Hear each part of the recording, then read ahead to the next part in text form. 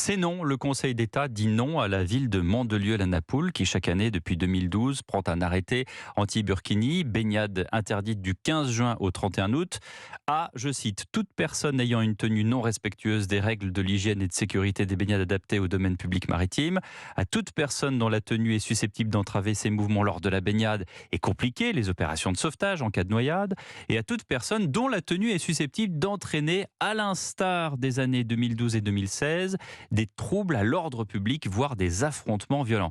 Le Conseil d'État estime que cette interdiction porte atteinte à la liberté d'aller et venir, la liberté de conscience et la liberté personnelle, et qu'elle ne fait elle ne fait référence, qu'à des événements anciens. Écoutez la colère du maire de Mandelieu-la-Napoule, Sébastien Leroy.